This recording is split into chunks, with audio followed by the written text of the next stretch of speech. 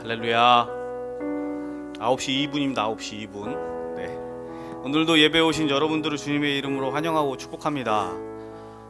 옆 사람하고 인사하면 안 되나? 안 되죠. 네, 눈빛으로 인사하시죠. 뭐 잘 오셨습니다. 오늘.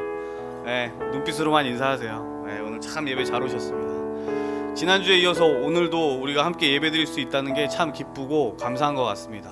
매주마다 여러분 기도해 주셔서 저희 예배가 멈추지 않고 계속해서 드려졌으면 좋겠습니다.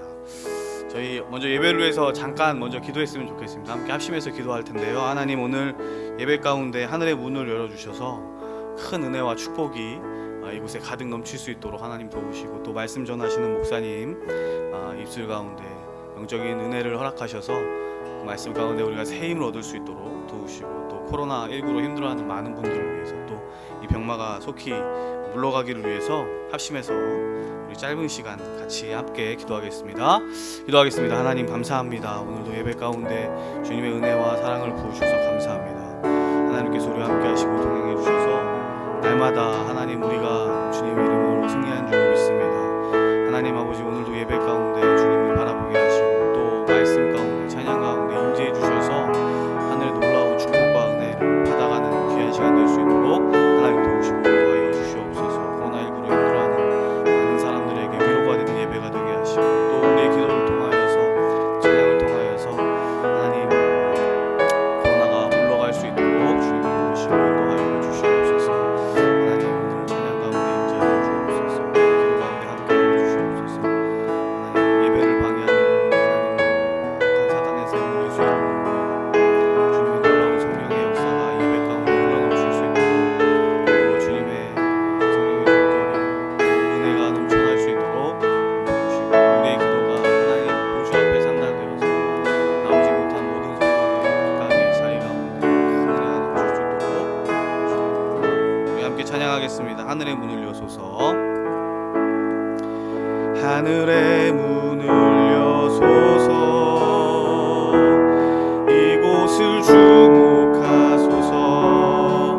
주를 향한 노래가 꺼지지 않으니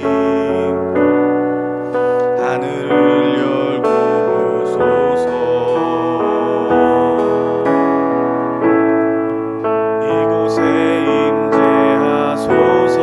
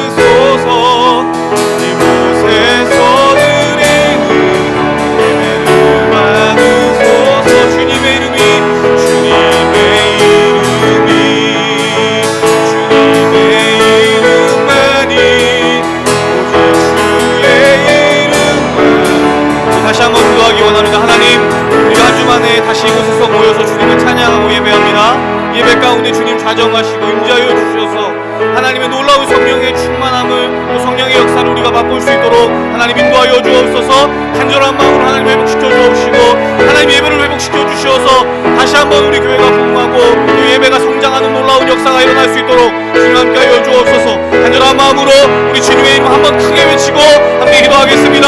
주여 하나님 감사합니다.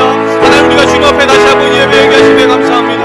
하나님 예배의 간절함을 다시 한번 회복시켜 주옵시고 이곳에 주님 성령으로 임자여 주셔서 하나님 주님의 성령의 충만함을 뜨겁게 우리로 돌아갈 수 있도록 주님 도우시고 인도하여 주시옵소서.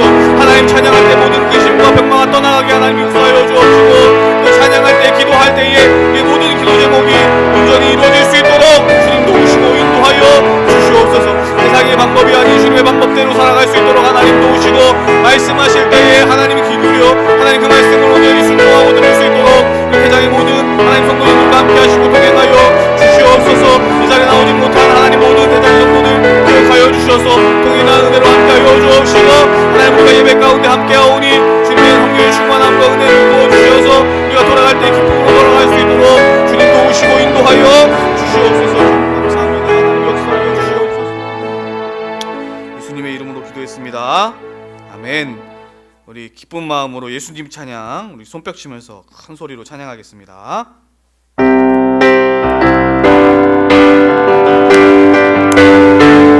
예수님 찬양 예수님 찬양 예수님 찬양합시다. 예수님 찬양 예수님 찬양 예수님 찬양 다시 한번 예수님 찬양 예수님 찬양 예수님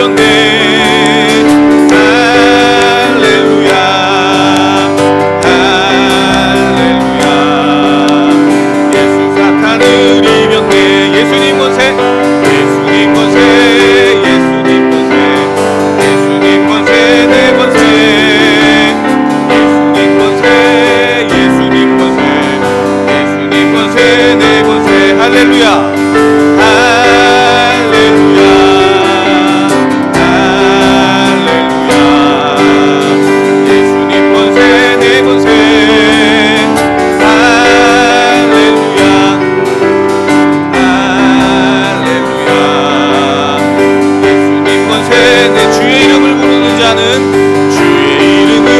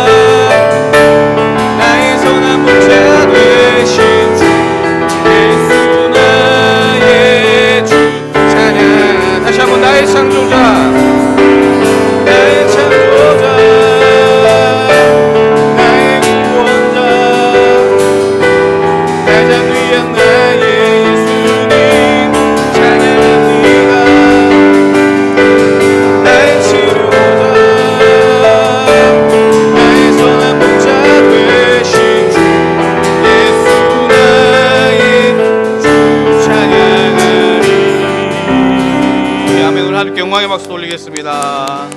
감사합니다.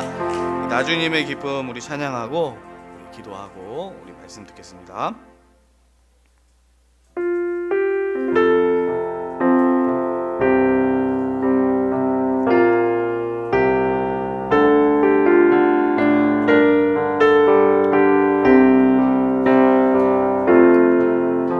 나주님의 기쁨 되기 원하네. 나주님의 기쁨 되기 원하네. 내 마음을 새롭게 하소서. 새 무대가 되게 하여 주사. 주님의 빛 비추게 하소서. 다시 한번 나주님의 기쁨 되기 원하네. 나주님의 기쁨 되기 원하네. 내 마음을 새롭게 하소서. 새 무대가 되게 하여 주사. 주님의 빛 비추게 하소서. 내가 원하는 한 가지, 내가 원하는 한 가지, 주님의 기쁨이 되는 것. 내가 원하는 한 가지, 주님의 기쁨이. 겸손히 내 마음 드립니다. 겸손히 내 마음 드립니다. 나의 모든 것 받으소서. 나의 맘 깨끗게 씻어주사. 주의 길로 행하게 하소서. 내가 원하는 한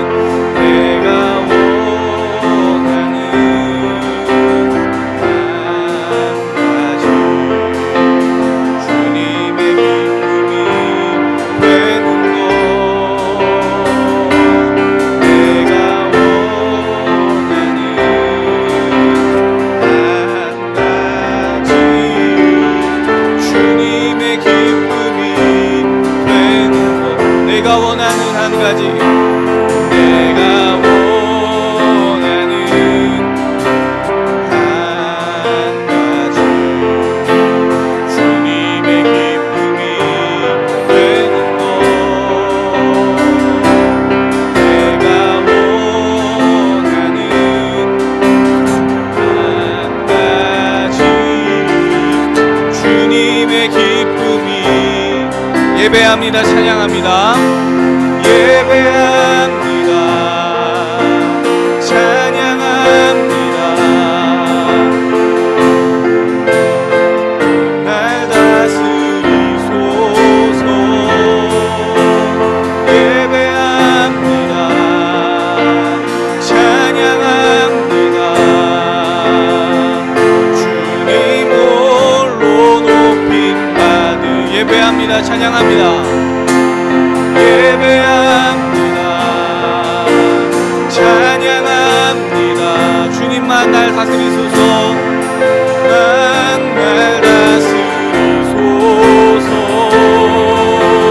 예배합니다. 찬양합니다. 찬양합니다. 주님 홀로 높임 받으소서. 주님 홀로 높임. 손 들고 간절한 마음으로 예배합니다. 찬양합니다. 예배합니다. 찬양한 주님만 날 다스리소서. 주님만 날 다스리소서. 예배합니다. 예배합니다. 찬양한 주님 홀로 높임 받으소서. 주님 홀로 높임 받. 다시 한번 예배합니다. 찬양합니다. 예배합니다.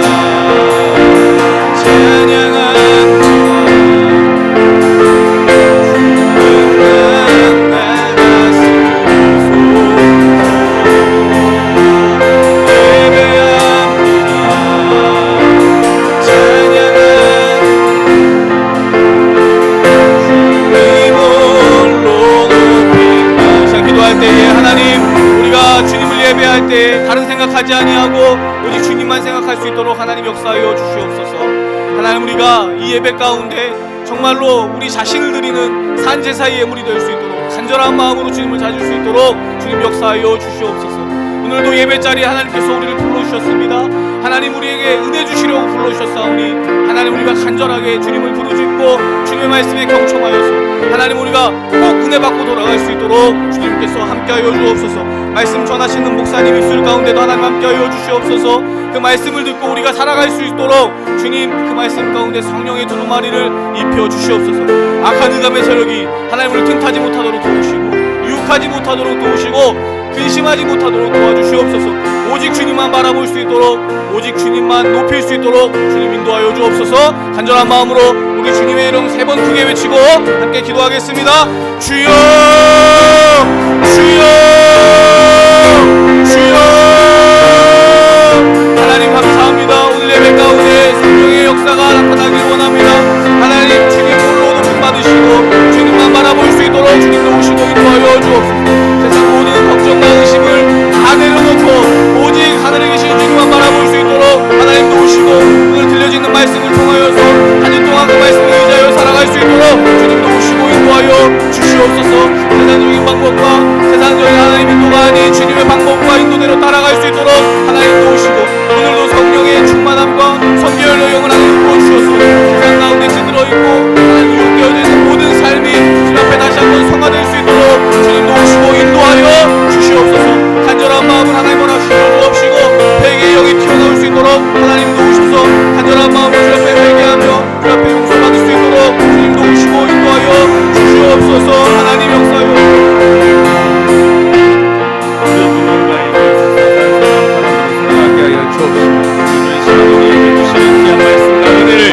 깨닫고 돌아갈 수 있는 복된 시간 되도록 인도하여 주시옵소서. 예수의 말씀을 변화되기를 원합니다.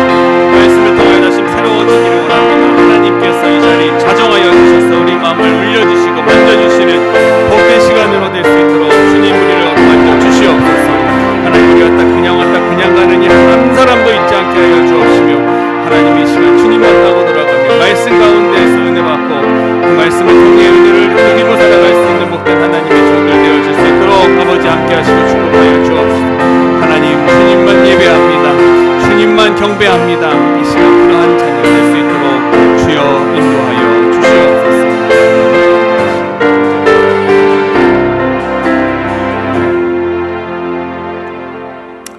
거룩하신 예수님의 이름 받들어 간절히 기도하옵나이다. 아멘.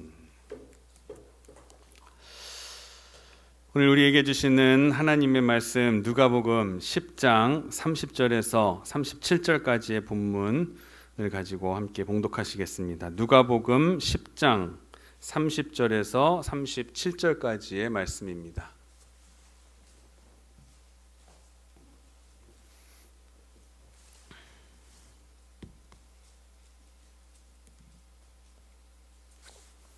누가복음 10장 30절에서 37절까지의 말씀입니다.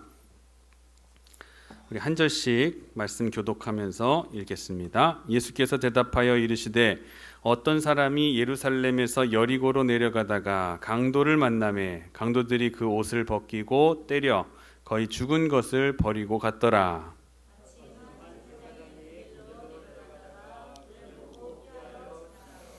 또 이와 같이 한 레위인도 그곳에 이르러 그를 보고 피하여 지나가되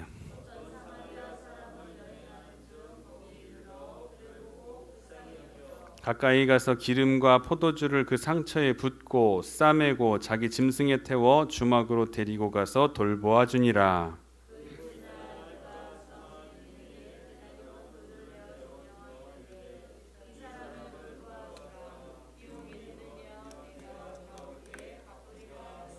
내 생각에는 이 세 사람 중에 누가 강도 만난 자의 이웃이 되겠느냐?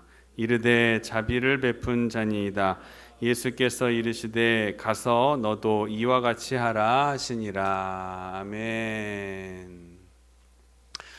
오늘도 금요기도에 참석하신 여러분 한 분 한 분을 주님의 이름으로 사랑하고 또 축복합니다. 아멘.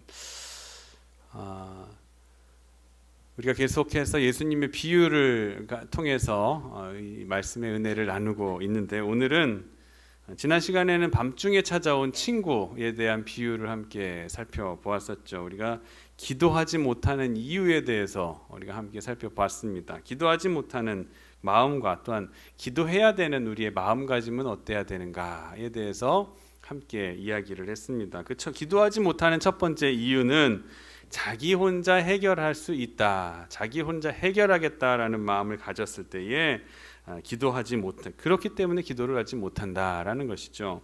하다가 안 되면 그제서야 아이고 하나님 하면서 하나님을 찾기 때문에 우리가 빠른 기도의 응답을 결코 가질 수가 없다라고 말씀을 드렸어요. 둘째는 생각이 너무 많아서 고민이 너무 많아요. 지금 빵을 구워달라고 하면 옆집 사람들이 다 일어나야 되고, 그렇게 꾸물꾸물 이렇게 옹기종기 모여서 서로를 부둥켜 안고서 자고 있는 그 가족을 깨워야 되기 때문에 이게 과연 그럴 만한 일인가? 지금 친구가 오랜 그 사람이 갑자기 내 집에 찾아왔는데, 밤중에 찾아왔는데 대접할 것이 없는 것, 이거 떡을 얻기 위해서 과연 옆집에 가서 옆집 사람들을 다 깨우면서까지 떡을 얻는 것이 과연 지나친 폐를 끼치는 행동은 아닌가 하는 스스로의 생각에 사로잡혀서 이 복잡한 마음이 있었을 때 우리는 기도하지 못한다라는 말씀을 드렸어요. 그러나 기도할 때는 어떻게 하라고 말씀드렸죠? 이것이 내게 있어서, 그 사람에게 있어서는 별로 큰 문제가 아니더라도 할지라도 내게 있어서는 이것은 최우선의 문제다, 정말 중차대한 문제다, 이것은 최우선된 문제라고 여기면서 기도하셔야 된다고 지난 시간에 말씀을 드렸습니다. 자, 그리고 세 번째는 체면 때문에 기도하지 못한다라고 말씀을 드렸죠. 체면 때문에 하나님의 입장을 미리 내가 생각하면서 예상해 보니까, 미리 지레 짐작해 보니까 이건 기도할 만한 것도 아니고 내가 기도할 만한 자격도 없고 좀 부끄러운 모습만 보이니까 겁을 먹고 간구하기를 포기해 버리기 때문에 기도하지 못한다라는 거예요. 그러면 어떻게 기도하라고 했는가? 지난 시간에 아주 쉽게 말씀드렸죠. 사랑하는 마음으로 단순하게, 사랑하는 마음을 가지고 단순하게 생각하고 기도해야 된다는 거예요. 사랑을 가진다는 것은 나를 향한 기도를 뛰어넘어서 내 지체를 위해서, 가족을 위해서, 다른 사람들을 위해서 중보하는 중보의 자리에까지 나아가는 사람이 가장 심오한 기도이고, 이것을 이 심오한 기도이고 수준 높은 기도다라고 말씀을 드렸어요. 그리고 이것저것 복잡하게 생각하지 마시고 바라는 것 하나 위에, 그리고 그것이 내게 최우선의 해결해야 될 시급한 문제다라는 마음을 가지고 아무리 작은 것이라 할지라도 하나님께 다 내어놓고 모든 결정을 하나님께 아뢰면서 응답받으시기를 주님의 이름으로 간절히 축원합니다. 아멘.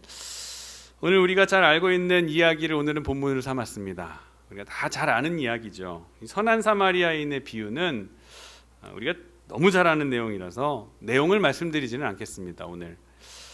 그러면서 한편으로는 그 해석상 가장 오해를 많이 하고 있는 본문이라고 또 생각이 듭니다.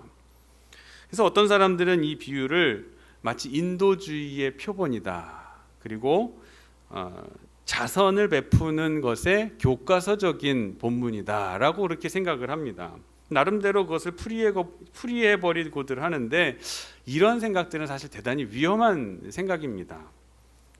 그리고 예수님께서 말씀하시고자 하는 말씀의 본뜻과는 좀 거리가 있는 해석이라고 우리가 볼 수가 있어야 돼요. 조심할 것은 자선을 가르치는 표본이나 인도주의적으로 도와야 된다는 뜻의 스스로 해석되는 것이 아니라, 그런 교훈이 아니라 이 비유에는 어디까지나 복음에 대한 것이 담겨 있다라는 것으로 우리가 이해를 해야 됩니다. 복음적인 의도가 이곳에 게시되어 있다라는 것을 우리는 염두에 두고 이 말씀을 읽어 내려가야 돼요.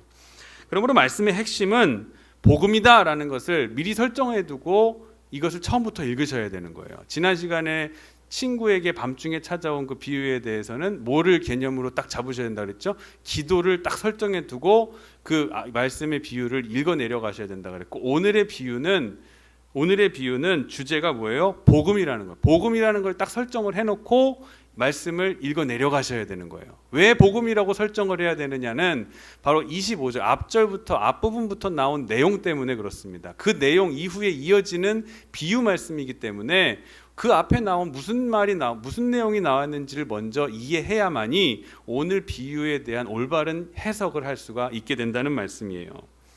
자, 이 말씀의 주제를 찾기 위해서 오늘 25절까지 거슬러 올라가야 됩니다. 그 배경부터 한번 살펴봐야 돼요. 거기서 보면은 예수님 주위에 따라다니고 옹이하는 무리 중에 한 사람이 예수님께 나옵니다.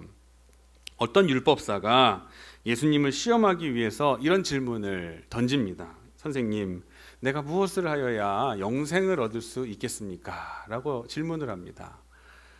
얼핏 듣기에는 굉장히 온순한 질문 같아 보입니다. 지극히 정상적인 질문 같아 보여요. 그렇지만 그 중심은 이 율법사는 그걸 알고 싶어서가 아니라 정말 궁금해서가 아니라 그리고 그 말씀을 예수님께서 하시면 그걸 듣고 따르려는 의도도 아니었어요. 이것은 시험하려고 하는 예수님을 시험하려고 하는 못된 마음으로 어떤 생각이면 이 무식한 갈릴리 사람이 저 무식한 갈릴리 사람이 촌사람이 한번 이 문제에 대해서 뭐라고 하는지 내가 한번 살펴보자. 뭐라고나 하는지 한번 들어보자. 저는 무슨 철학을 가지고 있는지 한번 내가 들어보자. 그리고 많은 사람들 앞에서 저가 가진 지식이 만약에 별 볼 일 없다 치면은 그를 망신을 주자. 망신시켜서 저 사람이 별 볼 일 없는 사람이라고 한번 드러내게 보자. 또 이것이 만약에 하는 말이 저 사람이 하는 말이 율법적으로나 로마의 법상으로 맞지 않는 일이다. 이것은 이 법을 어기는 일이다라는 판단이 들었을 때 언제든지 예수님을 걸고 넘어져서 그를 책잡으려고 하는 그리고 십자가에 못이라도 박히게 하려는 그러한 의도가 다분히 담겨 있는 아주 가시가 돋친 질문을 오늘 예수님께 드리고 있는 거예요. 그러니까 이것을 낭만적으로 생각해서 이 율법사가 진짜 궁금했던 것이구나 그렇게 생각해서 이 말씀을 읽으시면 안 되고 이 율법사는 예수님을 책잡아서 올무를 잡아서 넘어뜨리려고 하는 의도를 가지고 있었다라는 것을 우리가 생각을 할 수가 있어야 된다는 겁니다. 이 율법사의 잘못된 태도가 29절 두 번째 질문할 때 나타나 있습니다. 이 사람이 자기를 옳게 보이려고 예수께 여짜오되 자 뭐예요? 나의 유식함, 나의 지식, 나의 위대함, 나의 의로움을 자랑하기 위해서 지금 질문을 던졌다라고 하는 것입니다. 비슷한 예를 들자면은 이 대학 강의실에 많은 학생들이 앉아 있는데 어떤 학생 하나가 한 어려운 책을 하나 읽고 온 거예요. 이 전공과 관련돼서 참 이 어려운 난해한 책을 하나 읽고 왔는데 자기가 좀 안다는 거 이거 한번 자기도 이해 못하는 거예요. 사실 다 이해도 못했지만 거기에 나온 말 중에 몇 개가 인상 깊었던 게 있었던 거예요. 그래서 그걸 가지고 질문을 합니다. 교수님, 제가 이런 책 혹시 읽어보셨습니까? 질문을 던지는 거죠. 교수님이 아니 그거 안 읽어봤는데 또는 읽어봤다 그러면 그럼 여기에 무슨 일이 나왔는데 그거에 대해서 어떻게 생각하십니까? 교수님의 의견은 뭡니까? 이러고선 교수님에게 갑작스레 막 자기가 조금 알고 자기는 마치 이해했다는 투로 그것에 대해서 질문을 하는 거죠. 교수님을 잡아서 많은 사람들 앞에서 망신시키려고 하는 거예요. 하여튼 그런 모습으로 지금 이 율법사는 예수님을 올가매고 있는 겁니다. 예수님의 말씀을 처음부터 듣자고 하는 것이 아니에요. 어디까지나 자기 중심적이고 자기 옳음을 드러내고자 하는. 그래서 예수님으로부터 너 참 공부 많이 했구나. 너 참 많이 알고 있구나. 이러는 모든 사람들 앞에서 많은 사람들 앞에서 칭찬 좀 받아보려고 내가 좀 똑똑한 거를 한번 드러내 보려고 이런 질문을 지금 하고 있는 거예요. 그런 확인받고 싶은 마음 하나뿐이었던 거예요.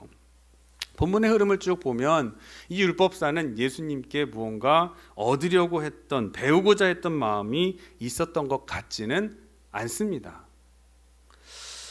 그렇기 때문에 그의 물음에 대한 답을 예수님께서는 올무에 걸리지 않고 스스로 대답하게 만드시죠.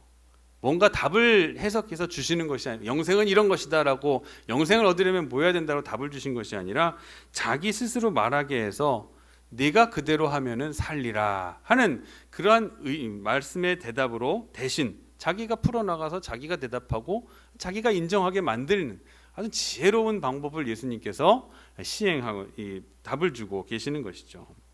자, 내 이웃이 누굽니까? 지금 또 질문을 하죠. 내 엉뚱한 질문을 하고 있는 거예요. 네가 그대로 행하면 살리라 라고 이야기를 해주셨는데, 그러면 내 이웃이 누굽니까? 질문을 하는 거예요. 이웃이 누구냐?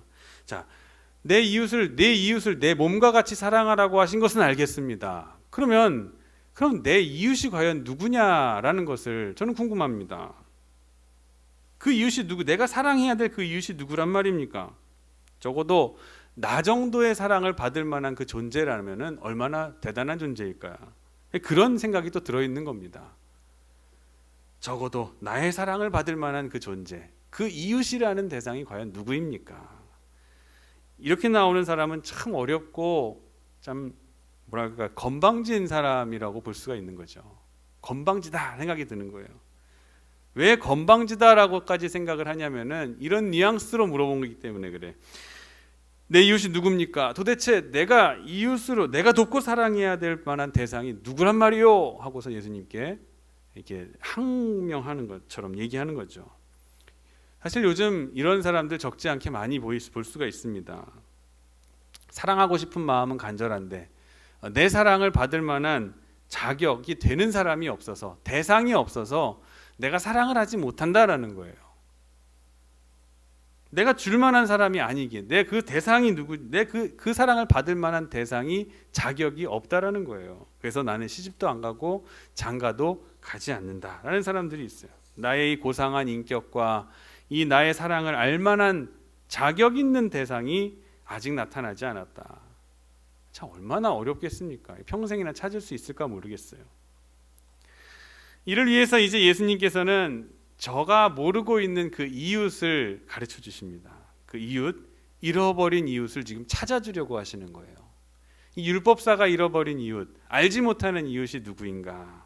그러면서 그러기 위해 강도 만난 사람의 이야기를 시작하게 되십니다. 근데 여기에서는 반드시 잊지 말아야 할 것이 아까 말씀드렸듯이 맨 처음 질문이 이 율법사가 나와서 영생에 대해서 물어봤잖아요. 그러니까 이 비유에 대한 내용의 해석은 이 영생이 무엇인가라는 것에 대해서, 영생을 얻으려면 어떻게 해야 되는가에 대한 대답으로 우리가 염두에 두고 읽어야 된다는 거죠.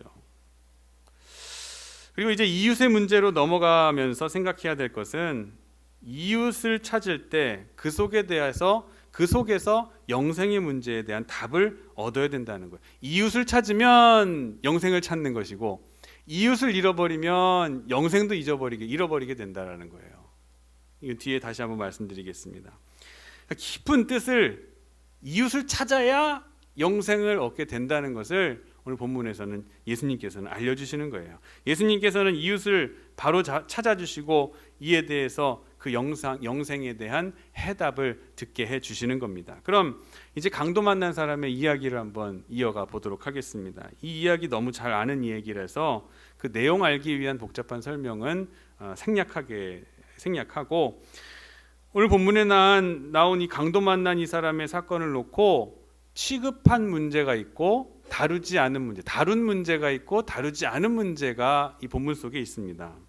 그냥 얘기하지 않고 그냥 덮어둔 문제가 있고 드러내놓고 알려준 문제 제기가 있어요. 두 가지가 양 두 가지 면이 있습니다. 먼저 취급하지 않은 문제가 몇 가지 있어요.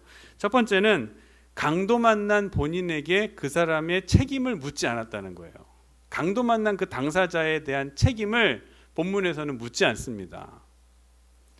역사적인 배경을 봐서라도 그 책임을 물을 수 있는 충분한 경우입니다. 지금 상태는 아니 그 위험한 길을 왜 혼자서 내려가셨습니까? 그 위험한 곳을 왜 혼자서 어쩌자고 거기를 내려갔습니까? 라고 질문을 할 수도 있었어요. 책임을 추궁할 수 있었어요. 그러나 이 사건을 두고 강도 만난 본인에 대해서는 아무런 말을 하지 않습니다. 본문 속에서는 아무런 책임을 묻지도 않아요. 우리는 이 점을 명심해야 돼. 잊지 말아야 됩니다. 누군가가 어려운 일을 당했을 때에 그리고 그 당한 사건을 두고서 왜 이 모양이 될 때까지 이렇게 했느냐, 그렇게 물어서는 아무런 위로가 되지 않는다는 거예요. 아니 왜 이 지경이 될 때까지 그랬습니까? 누가 알고선 그랬겠어요? 내가 이 상황이 될 때까지 내가 이렇게 아플 때까지, 내가 이렇게 될 때까지 되려고 됐겠어요? 내가 이렇게 지금 어려움을 겪고 있는 거, 강도 만나서 지금 거반 죽을 만한 상황, 가사 상태에 빠진 것이 내가 알고 그랬겠어요? 책임을 묻는 것은 아무런 문제 해결에 도움이 되지 않는다는 거예요. 이 말 저 말 다 잘라내고 지금은 뭐부터 시작해야 돼요? 강도를 만났다라는 사실부터 시작해야 되는 거예요. 지금부터. 원인을 찾겠다. 그 이유가 뭐냐 찾겠다고 추궁하고 책임 추궁을 들어가게 되면은 나중에 뭐만 남아요? 내 죄를 내가 알렸다라는 말만 남는 거예요. 그러니까 네 죄니까 네가 받아라 이렇게 되는 거예요. 책임을 추궁하다 보면 결국 마지막에 가서는 정죄로 그냥 끝나버리게 되는 거예요. 자, 그러면 네 잘못이니까 그래, 네 잘못으로 그대로 받는 것이 맞겠다. 이렇게 되면은 도울 사람이 한 명도 없습니다. 도와줄 수도 없고 도움을 받을 만한 사람이 존재할 수가 없어요. 책임 추궁하고 원인 추궁하고 왜 그 길로 들어서게 되었느냐부터 시작하게 되면은 이제는 아무런 도움이 될 수가 없는 거예요. 돕지 말아야 할 이유들이 너무 많은 거예요. 도와서는 안 되는 이유들이 너무 많은 거예요. 그러면 상처받은 사람은 그대로 상처를 받은 대로 그냥 혼자서만 묻어지게 되는 거죠. 도태되고 소외되고 외로워지게 되는 거예요. 더 외로워지게 되는 거예요. 그러므로 우리는 누군가가 어려움을 겪고 있다, 이 원인을 생각하지 마세요. 그냥 뭐 책임 추궁할 거, 잘못한 게 무엇이었는지, 그거 뭐 때문에 그래 라고 이야기를 아예 처음부터 하지를 마세요. 그게 위로가 되는 겁니다. 그냥 있는 지금의 상태, 어쩌다가 이 상처받은 이 피 좀 봐, 이 부러진 것 좀 봐, 내가 좀 도와줄게, 이것부터 시작하시라는 거예요. 이게 얼마나 우리에게 위로가 돼야 되는 말씀인지 모릅니다. 자, 그리고 두 번째, 그 강도 자체에 대해서 사회의 문제를 묻질 않았어요. 이런 뜻이에요. 아니, 선민이 사는 이스라엘 백성들 나라, 이 이스라엘에 이런 강도가 날뛰다니, 이건 이런 사회의 말이 되겠느냐? 왜 이런 사회가 됐느냐? 지금 이런 사회의 대책은 무엇이냐? 같은 따위의 사회 문제에 대해서는 지금 일체 본문에 말이 없습니다. 개인에게 책임을 묻지도 않고 그 사회가 왜 이렇게 되었느냐도 책임을 묻지 않아요. 단지 지금 강도 만났다라고 하는 그 현실, 지금 거의 죽게 된 사람, 피를 흘리고 지금 쓰러져서 숨을 몰아쉬고 있는 그 한 생명에 대해서만 지금 집중하고 거기서부터 시작하고 있는 거예요. 강도 만났다라는 사실 외에 그 외에는 그 다른 것들에 대해, 외부적인 것들에 대해서는 본문에서는 알 바가 아니라는 겁니다. 알려주지도 않고 있어요. 사건을 나타난 그대로 객관화해서 보는 거예요. 주관적으로 해석하는 게 아니라 있는 그대로의 상태를 객관시하고 있습니다. 너무 우리가 추상적인 생각을 많이 하고 주관적으로 상황을 판단하고 이해하려고 하기 때문에 사건 자체를 흐려지게 보게 돼요. 논점에서 벗어나는 거예요. 참으로 절박한 시간이잖아요. 지금 당장 이 사람 돕지 않으면 죽잖아요. 더 이상 말로써 물을 필요가 없다는 그런 말씀을 오늘 가르쳐주고 있습니다. 이것은 마치 이런 이야기와 같은 거예요. 물이 홍수가 나서, 어떤 사람이 이런 비유를 했어요. 어떤 사람이 홍수가 나서, 어떤 시대에 이제 홍수가 나서 물이 범람하고 있는데 한 사람이 길을 가다가 그만 실수해서 그 물에 빠져서 떠내려가게 되었습니다. 살려달라고 막 허우적거리면서 있는 모습을 보고 한 사람이 지나가다가 인생 무상, 인생은 한 번 왔다가 한 번 가는 죽는 것이다 하면서 혀만 쯧쯧쯧 하면서 그냥 지나갔어요. 두 번째 사람은 부모 말씀 잘 들을 것이지, 부모님 말씀, 어렸을 때부터 부모님 말씀 잘 안 들었나 보구나, 위험한 데는 가지 말라고 하는 엄마 아빠 부모님 말씀을 잘 안 들었으니까 저렇게 빠졌겠지 하면서 손가락질하면서 그대로 지나갑니다. 왜 조심하지 않았느냐, 왜 잘못하지 않았느냐, 네 잘못이니 네가 받아라.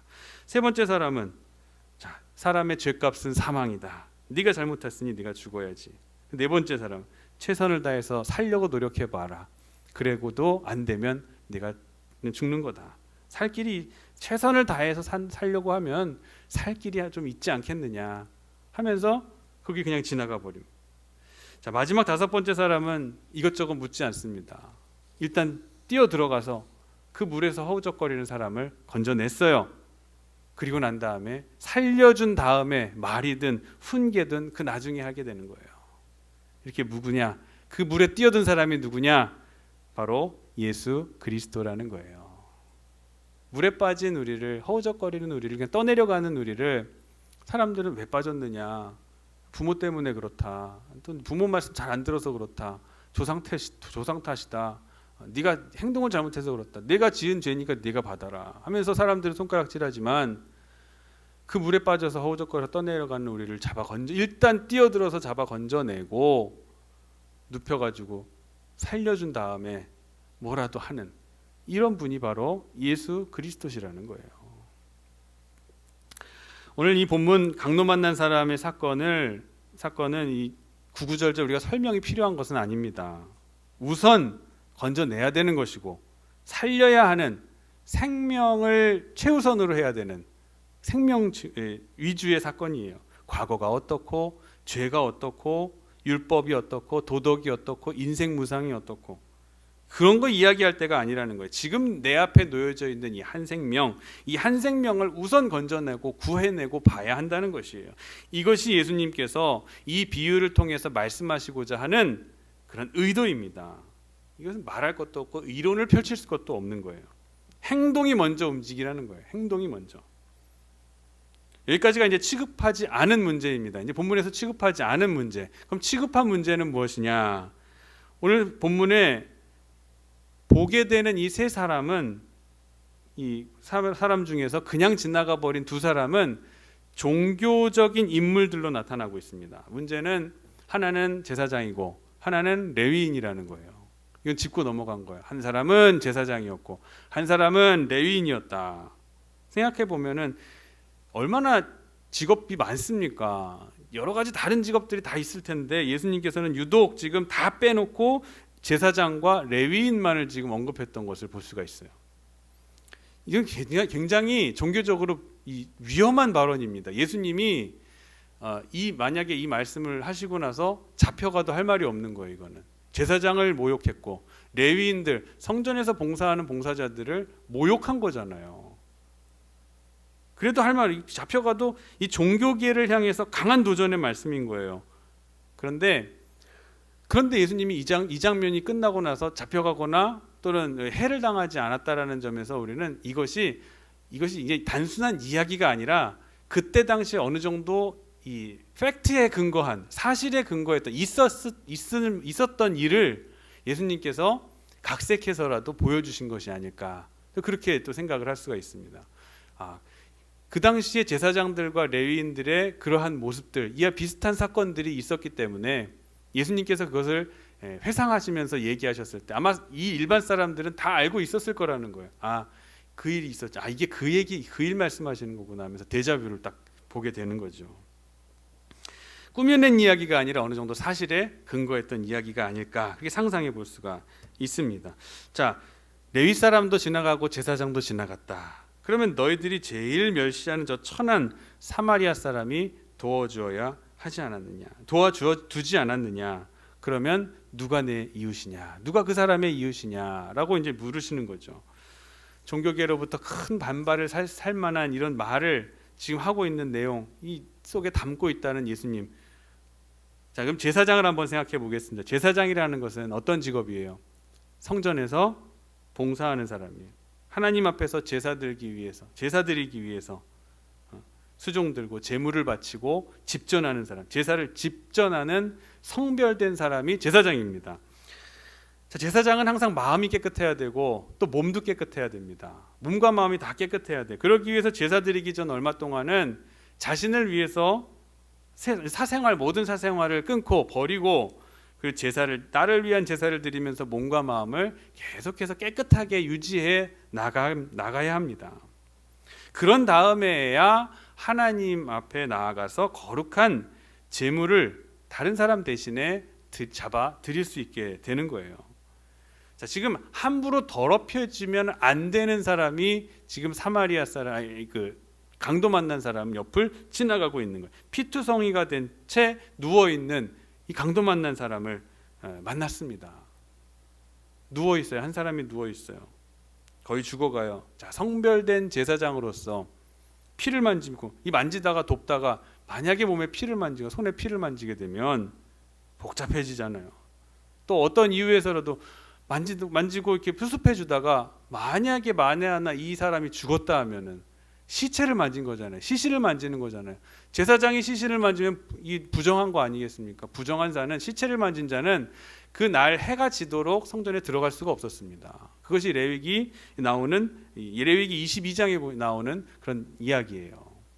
율법입니다. 제사장은 만질 수가 없는 거예요. 이런 제사장 입장에서 불쌍한 사람 하나 돕자고 피나 시체를 만지는 일에, 그래서 만지게 됐다가 만약에 내가 제사를 망치게 되면은, 못 드리게 되면은 어떻게 하나, 내가 이 제사 드리는 일을 망치면서까지 이 일을 해야 되나? 그것은 할 수 없다라고 생각한 거예요. 그러나 제사장은 모르고 있는 사실이 하나 있었습니다. 마태복음 12장 7절 말씀에서와 같이 나는 자비를 원하고 제사를 원하지 않는다라는 말씀을 이 제사장은 이 가슴으로 느끼지 못했던 것 같아요. 아니, 알고는 있었겠죠. 이 구절을. 이 불쌍한 사람을 돕는 것이 하나님께 양을 잡아 소를 잡아서 제사 드리는 것보다 더 귀한 일이고 하나님께 드리는 참된 제사라는 것을 이 제사장은 잊어버린 거예요. 모르고 있었던 거예요. 형식적인 제사, 그것만을 생각해 보면서 지금 강도 만난 다 죽어가는 사람들을 피해서 지나갔다라는 거예요. 그래도 양심은 있어서 보지 않으려고, 더 보지 않으려고 하는 자세를 가지고 도망갔다는 거죠. 피해갔다는 거예요. 자, 이 두 번째로 레위 사람입니다. 레위 사람은 성전에 속한 사람이에요. 태어나면서부터 죽을 때까지 그냥 제사장과는 달리 이 성전에서 있는 자질구레한 잡일들을 다 감당하는 봉사자입니다. 오로지 성전 봉사만을 전문적으로 하는 그런 직업을 가진 사람이에요. 임무가 정확하게 부여되어 있어요. 성전에 관한 일만 하게 되어 있어요. 레위 사람들은. 여기 보면은 지금 이 구제하고 희생하는 것은 자기가 할 일이 아닌 거예요. 레위인의 임무가 아니에요. 그러니까 지금 이 제사장과 레위인이 강도 만난 사람을 그냥 지나가게 된 것에는 분명한 이유가 있습니다. 첫 번째는 이 제사장은 지금 이 시간이 없는 거예요. 시간의 문제가 있는 거예요.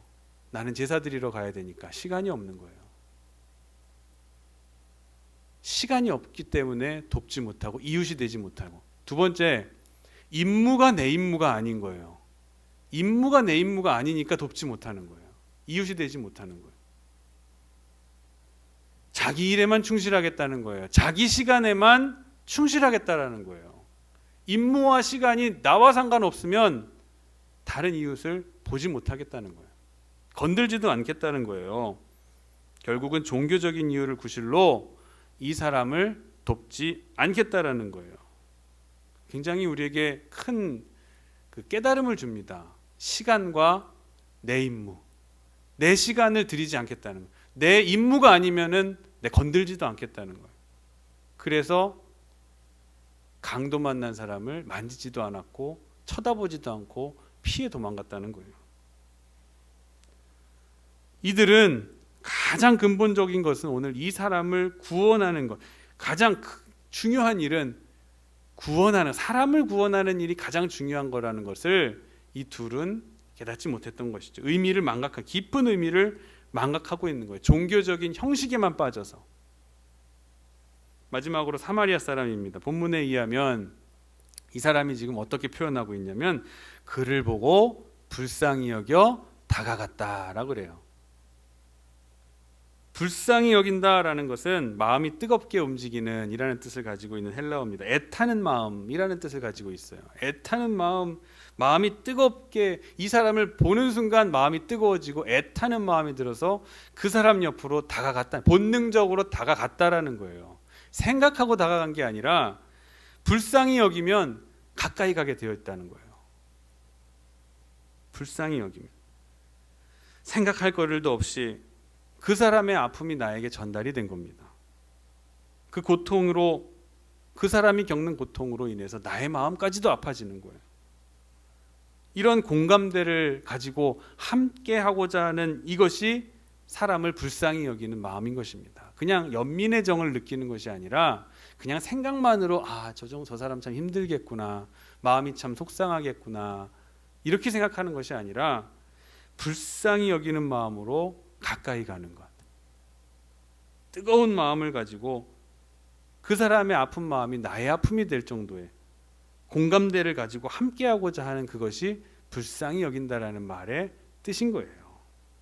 마음을 부둥켜 안는 겁니다. 뜨거운 마음을 부둥켜 안는 거예요. 그런 마음이 불쌍히 여긴다라는 거죠. 자, 이 사람이 불쌍히 여겨서 가까이 갔어요. 불쌍히 여기면 가까이 가게 되어 있습니다. 나도 모르게 가까이 가는, 멀어지는 것이 아니라 나도 모르게 가까이 가는, 몸이 움직여져서 가까이 다가서게 되는 거예요. 거기에는 무슨 도덕적이나 종교적인 충고가 필요가 없는 거예요. 거론할 것이 없어요. 무조건 애타는 마음에 그냥 본능적으로 가까이 다가. 그래서 돌보아 주었다는 거예요. 이 순간 이 사람은 이것 때문에 내가 어떻게 되진 않을까, 이것으로 인해서 저 사람이 불합리한 일을 받으면 어떻게 할까, 내가 사마리아인이니까 만약에 이걸 또 도와줬다고 해서 우리 공동체에서 나를 뭐라고 생각할까, 이 자신에 대한 생각은 조금도 없었던 거예요. 다만 내가 지금 돕지 않으면 저 사람은 어떻게 될까, 저 사람이 어떻게 될까, 죽을 수밖에 없는데 그 불쌍한 한 생명만을 지금 생각하고 그에게 다가간 거예요. 상황을 본다면 복잡한 생각 왜 안 했겠습니까? 사마리아 사람이. 원래 이곳은 위험한 곳이고 외진 곳이고 불량배들의 출몰이 잦은 곳이라는 걸 알고 있어요. 그리고 한 사람을 지금 패서 눕혀놓고 난 다음에 도와주려는 사람 가서 또 그 사람 것까지도 강도질하려고 어디선가 숨어서 이 장면을 지켜보고 있을 수도 있었을 거예요. 근데 이 사마리아 사람은 그런 것까지 생각 안 해요. 여기서 만약에 어디선가 숨어 있다가 저 사람도 당했는데 나도 또 당하면 어떻게 하나, 나까지 죽이려 두면 내가 어떻게 하나, 죽어가는 사람 살리려다가 나까지 죽으면 어떻게 하지. 그래서 빨리 빠져나올 수도 있었을 거예요. 하지만 이 사마리아 사람은 다가가서 도와줍니다. 불쌍히 여겨 가까이 가서 내가 가진 기름과 포도주를 상처에 뿌려주고 싸매어주면서 자기가 타고 온 짐승에 태워서 주막까지 데리고 갑니다. 그리고 정성을 다해서 그날 밤까지 돌보아 줘요. 그리고 그 다음날 어떻게 돼? 이튿날 성경에 보니까 이튿날 길을 다시 떠났다 그랬어요. 사마리아 사람이 할 일 없고 시간 많아서 지금 하는 사람이 아니에요. 다음날 당장 길을 떠나야 될 만한 바쁜 일을 가지고 있는 사람이라는 거예요. 사업하는 사람이었는지 모르겠어요. 스케줄이 다 있는 사람이었어요. 바쁜 사람, 시간 많은 사람이, 어떤 사람들은 그래, 저 사람은 그래도 시간 많으니까 와서 청소도 하고 하는 거지. 저 사람은 시간 많으니까, 은퇴했으니까, 저 사람은 집에서 뭐 놀고 있으니까 와서 하니까. 당연하게 생각해요. 절대 그렇지 않습니다. 시간이 있다고 봉사해요? 시간이 있다고 뭐 해요?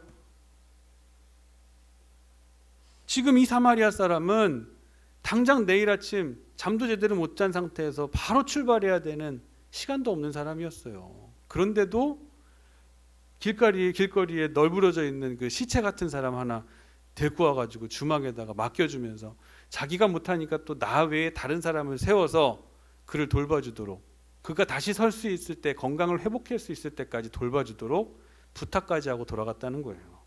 또 다시 또 찾아옵니다. 또 거기를 한 번 돌아보고 마는 것이 아니라 끝까지 일에 책임졌다는 거예요.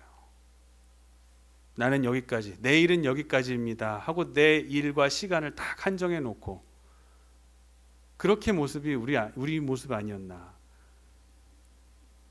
자, 이제 결론을 냅니다. 예수님께서 율법사에게 물으십니다. 이 세 사람 중에서 누가 강도 만난 사람의 이웃이 되겠느냐 물어보세요. 율법사는 자비를 베푼 자니이다. 이때 예수님께서 하시는 말씀이 가서 너도 이와 같이 하라라고 말씀하셨어요. 이것이 결론의 말씀입니다. 우리가 여기서 오해하기 쉬운 것이 또 하나 있는데, 이것은 강도 만난 사람을 사마리아 사람의 이웃으로 생각하기 쉽다는 거예요. 강도 만난 사람을 사마리아 사람의 이웃으로 생각한다. 사마리아 사람의 이웃이 강도 만난 사람이다라고만 생각하는, 그렇게 지나가기 쉽습니다. 그런데 일반적으로 불쌍한 사람을 돕는 사람을 이웃이라고 이제 생각을 하죠. 그러나 오늘 본문은 그런 얘기가 아닙니다. 오히려 반대예요. 강도 만난 자의 이웃이 바로 사마리아 사람이라는 데에 초점이 있는 거예요. 강도 만난 사람이 이웃이 사마리아 사람이. 자, 강조해야 될 것이 뭐예요? 사마리아 사람이라는 거. 여러분 역사적 이 배경 다 아시잖아요. 사마리아 사람은 상종도 못 하잖아요. 유대인들에게 있어서. 짐승만도 못한 취급을 받고 사는 사람들이 사마리아 사람들이었습니다. 지금 예상해 보건대 지금 강도 만난 사람은 유대인이에요. 유대 사람이었을 거예요. 오늘 사건을 계기로 유대 사람과 사마리아 사람은 서로 이웃이 된 거예요. 만약 그러지 못하고 지금 만약에 이 강도 만난 사람이 감기쯤 걸려서 콜록콜록 하는 정도였다라고 한다면 아마 사마리아 사람이 와서 무언가 돕겠다고 했을 때 뭐라 그랬을까요? 아이 부정하다, 저리 가라, 핀잔을 주어서 쫓아 보냈을 거예요. 그런데 지금 이 강도 만난 사람은 꼼짝없이 지금 난 죽게 되었고 손 하나 까딱 못하는 상황이 돼버렸으니까 이 베푸는 사랑을, 그가 사마리아 사람이라 할지라도 베푸는 사랑을 고맙게 받아들이게 되었던 거예요. 이 극한의 고통 상태가 사마리아 사람이라는 것조차도 잊어버리게 만들었다는 거죠. 그 강했던 자기 민족 우월주의, 민족적 우월의 벽을 깨뜨려 버렸던 거예요. 진실된 사마리아 사람의 사랑을 받아들이게 되었다는 거예요. 이렇게 해서 둘이 서로 이웃이 된 거예요. 이제 강도 만난 자에게 선한 사마리아인은 이웃이 된 거예요. 이전에는 원수였는데 이제는 이웃이 된 거예요. 사마리아 사람을 이웃으로 받아들이면 거기에 생명이 있고 거기에 구원이 있다. 그리고 거기에 영생이 있다라는 의미를 담고 있는 말씀입니다. 그럼 아까 처음에 말씀드렸죠.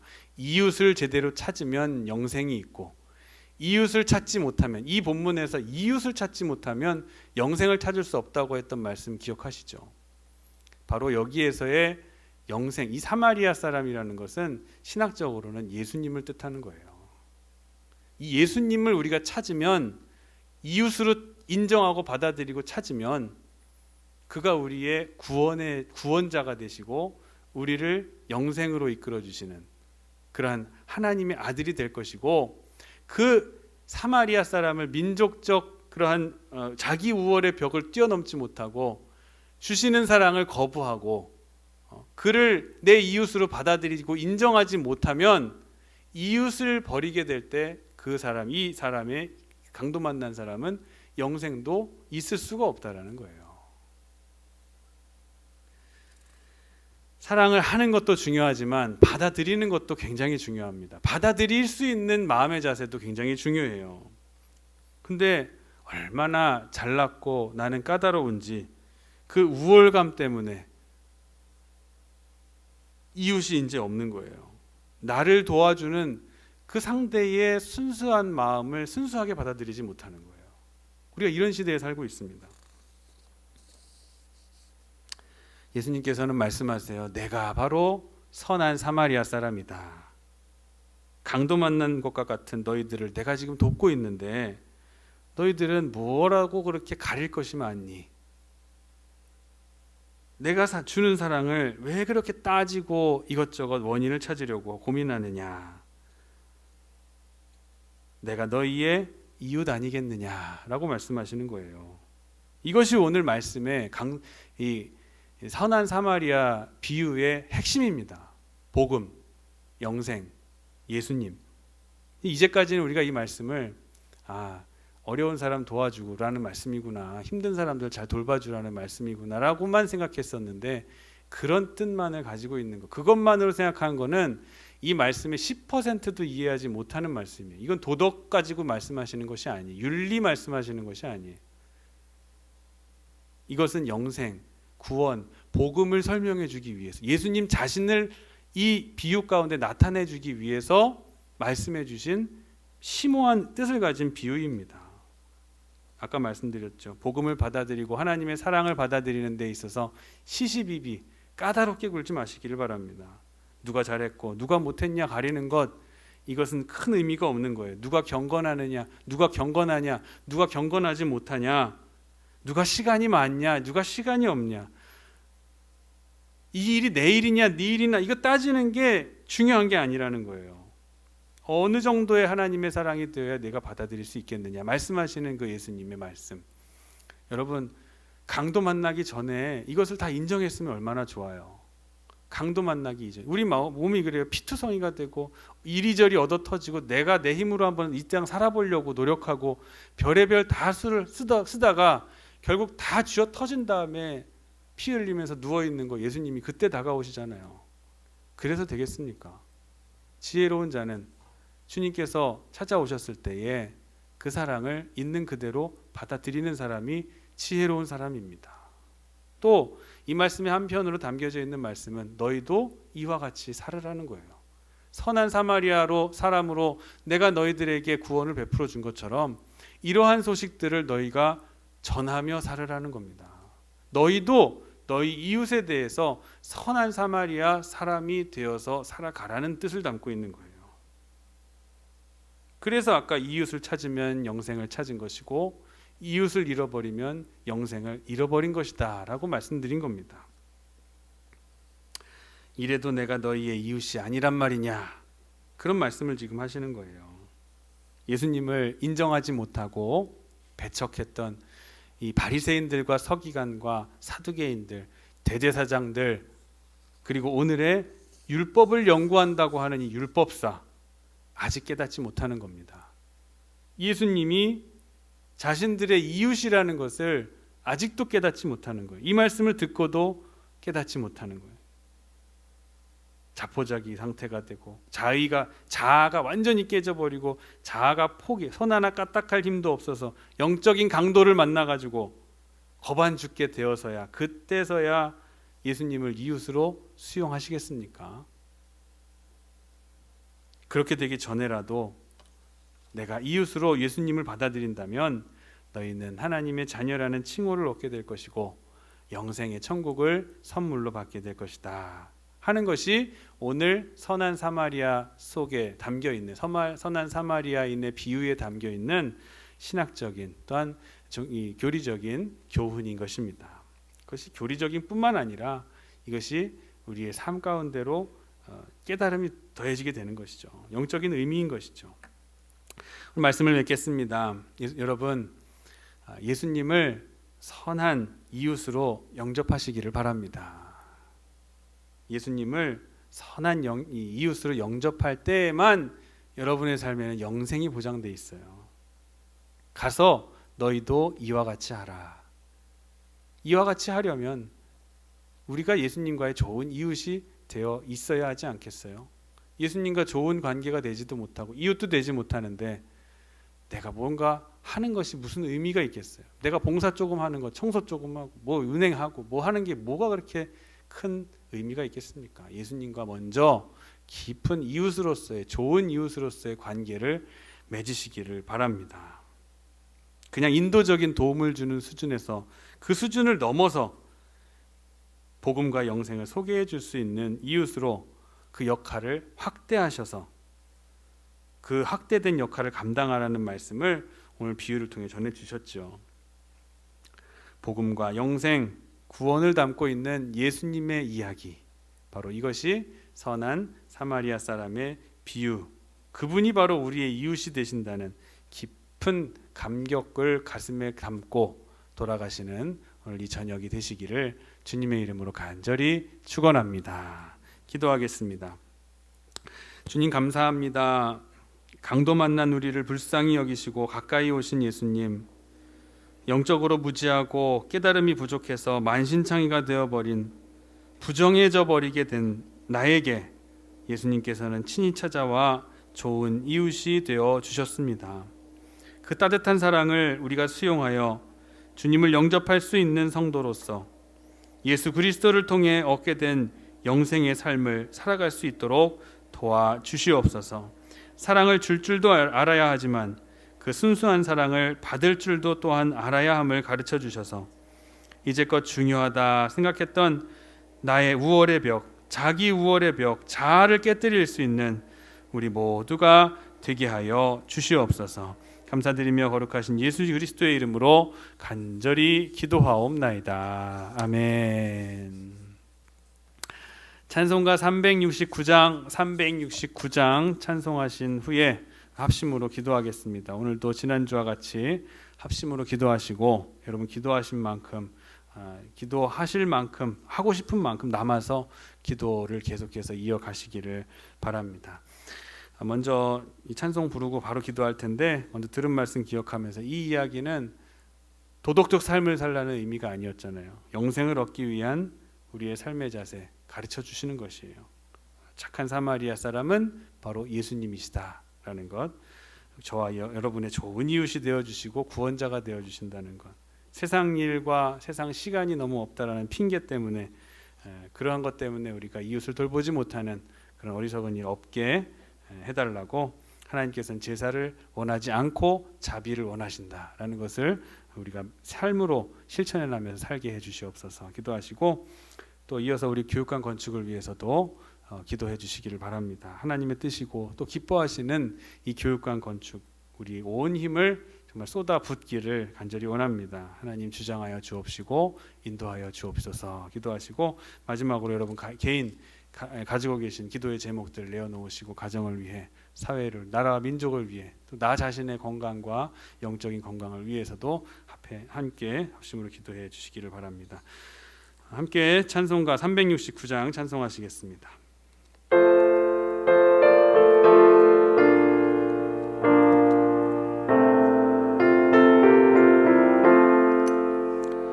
죄짐 맡은 우리 구주 어찌 좋은 친구인지 걱정 근심 무거운 짐 우리 주께 맡기세 주께 고함 없는 고로 복을 받지 못하네 사람들이 어찌하여 하를 줄을 모를까 시험 걱정 모든 괴로움 없는 사람 누군가 부질없이 낙심 말고 기도드려 아뢰세 이런 진실하신 친구 찾아볼 수 있을까 우리 약함 아시오니 어찌 아니하릴까 근심 걱정 무거운 짐 아니 진자 누군가 피난처는 우리 예수 주께 기도드리세 세상 친구 멸시하고 너를 조롱하여도 예수 품에 안기어서 참된 위로 받겠네 아멘. 다 같이 기도하시겠습니다.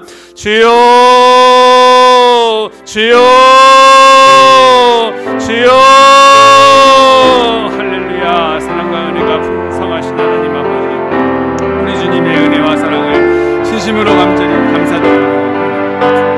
하나님 오늘도 우리를 이 자리로 불러 모아주시고 하나님의 말씀 듣게 하시며 은혜의 자리로 나아갈 수 있는 기도의 자리로 나아갈 수 있는 우리의 마음의 결단과 결심을 허락하신 하나님 감사를 드립니다. 이 시간 주님 앞에 머리 숙여 기도한 우리 사랑하는 성도들의 머리 위에 하나님 귀한 응답하여 주시고 축복 내려주시기를 간절히 바라옵고 원합니다. 하나님 말씀을 통해서 우리가 은혜와 깨달음을 얻게 됩니다. 선한 사마리아인의 비유를 통해서 이것은 그저 우리에게 윤리적인 도덕적인 구제와 긍휼을 베풀라는 그런 뜻이 아니라 이곳에는 바로 구원과 영생에 관련된 참 의미가 담겨 있다는 것을 우리가 알게 됩니다. 하나님 예수님께서 바로 우리의 참 사마리아인이 되어주시고 우리의 참된 이웃이 되어주신다는 것을 우리가 그동안 잊고 살았음을 용서하여 주시옵소서.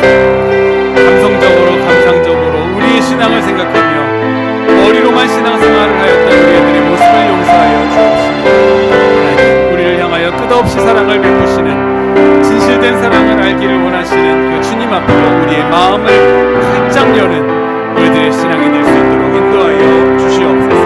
하나님 영생을 얻기 위한 우리의 삶의 자세 이곳에 담겨있는 우리의 구원의 말씀 잘 기억하게 하여 주옵시고 우리 주님이 우리의 지으시 되어주시고 우리의 구원자가 되시고 우리는 시간과 세상 눈이 바쁘다는 핑계가 우리의 입술에서 더 이상 이제는 사라지게 하여 주시옵소서. 하나님은 자비를 원하고 긍휼을 원하고 제사를 원치 않으신다는 그 깊은 하나님의 뜻을 우리가 바로 깨닫게 하여 주시옵소서. 우리 앞에 있는 이 강도 만난 이웃들 우리의 이웃이라 생각하며 저들을 돌보고 저들을 살릴 수 있는 긍휼히 여기며 애타는 마음으로 가까이 다가갈 수 있는 하나님의 귀한 종들과 자녀들 될 수 있도록 축복하여 주시옵소서. 하나님 긍휼히 여기게 하여 주시옵소서. 가까이 다가가게 하여 주시옵소서. 도움이 필요하고 위로가 필요한 이들에게 우리의 손길을 내어줄 수 있는 손길이 될 수 있도록 인도하여 주시옵소서. 하나님 우리는 정말 몰랐습니다.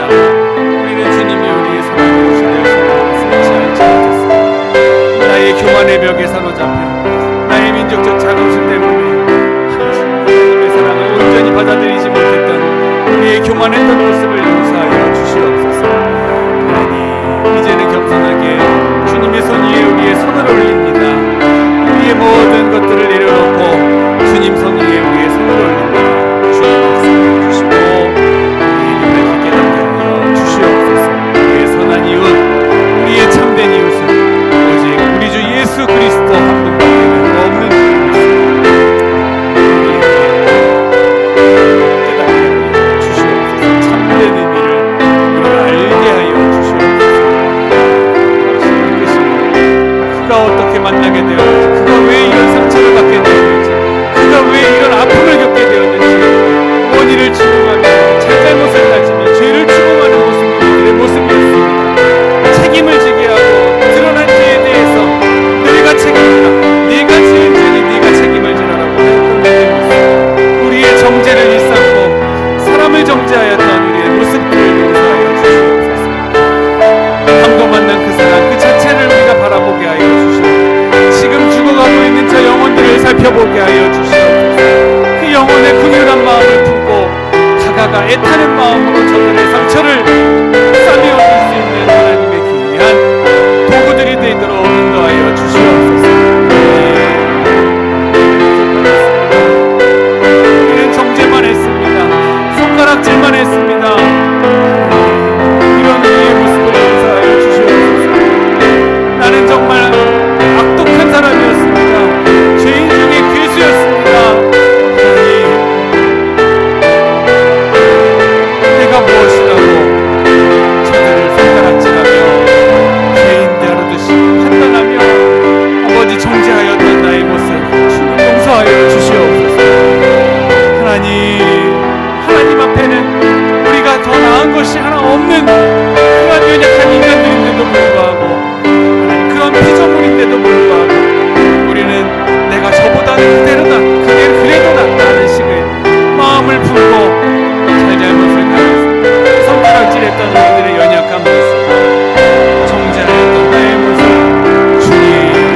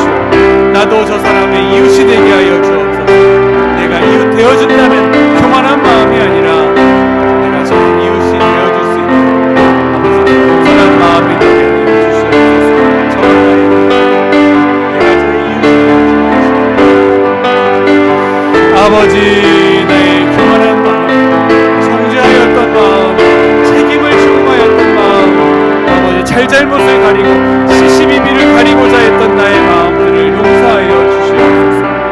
하나님, 이제는 주님 앞에 선하게 나 자신을 드립니다. 나를 용서하여 주시옵소서.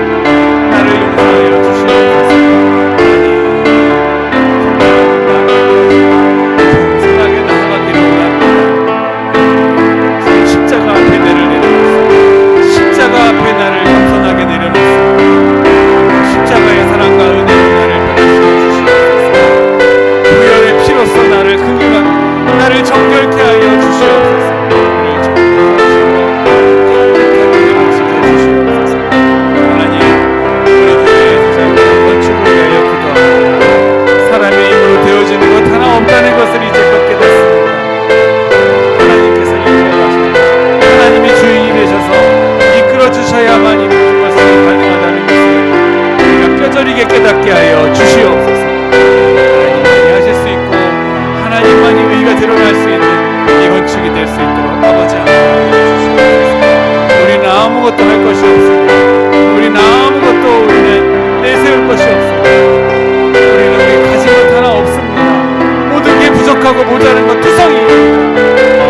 비판 것뿐입니다. 하나님의 가운데 하나님의 공평하심과 하나님의 채우심의 역사가 나타나게 하여 주시옵소서. 하나님만 의지합니다. 하나님만 의지합니다. 하나님만 의지합니다. 하나님이 우리의 주인이 되어주셔서 우리들의 주권자가 되어주시옵소서. 우리가 건축하는 것이 아니라 오직 아버지께서 하시는 것이 우리가 인정하게 하여 주시옵소서. 겸손한 마음으로 주님 앞에 나아가 어려운 문제 아뢰어 드릴 수 있는 하나님의 자녀가 될 수 있도록 축복하시고 인도하여 주시옵소서. 영육간에 강력케 하여 주시옵소서. 기도할 수 있는 기도의 무릎을 허락하여 주시옵소서. 우리들에게 하나님의 귀한 은혜와 은총을 덧입을 수 있는 귀한 하나님의 종들을 될 수 있도록 인도하시고 축복하여 주시옵소서. 하나님께서 주관자가 되어주시옵소서. 하나님, 우리의 겸손함은 우리의 모든 문제 주님 앞에 내어놓습니다. 내가 가진 가정의 문제, 내 신앙의 문제를 주님 앞에 내어놓습니다. 하나님, 아직도 깨어지지 못한 나의 자아를 주님 앞에 내어놓습니다. 아직도 죽지 못한 나의 모습을 용서하여 주시옵소서. 나는 죽고 예수로 살아야 진정한 신앙의 눈이 되게 하여 주시옵소서. 나의 모든 신앙을 깨어지게 하시고 내려놓게 하시고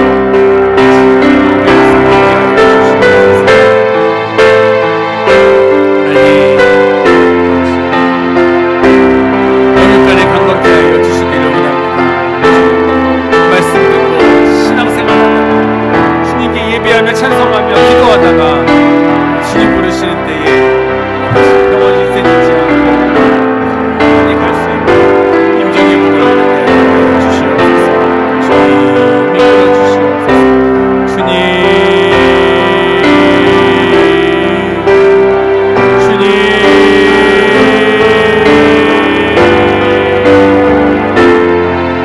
아버지요,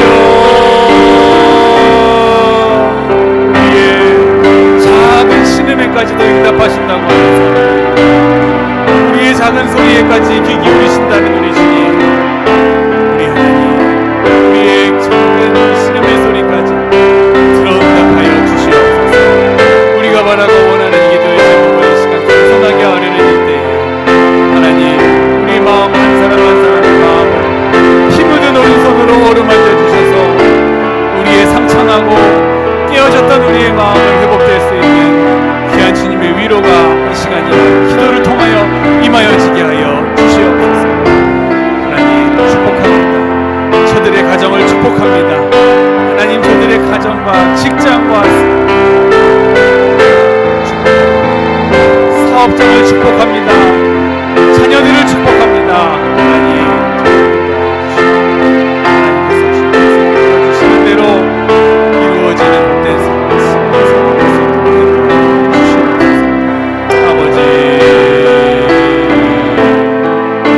주여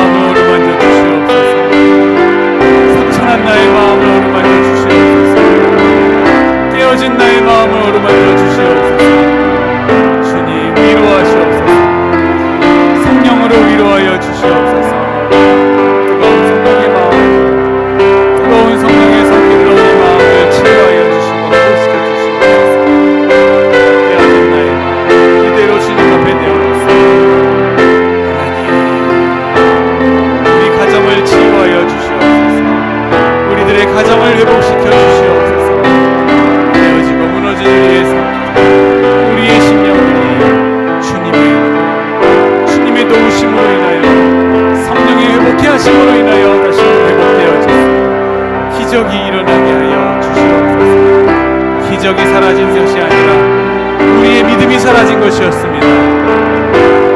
하나님의 능력이 나타나는 것이 아니라 우리들의 마음의 능력이 나타나지 우리가 신뢰하지 못했던 결과였습니다. 하나님, 믿음을 회복해 하여 주시옵소서.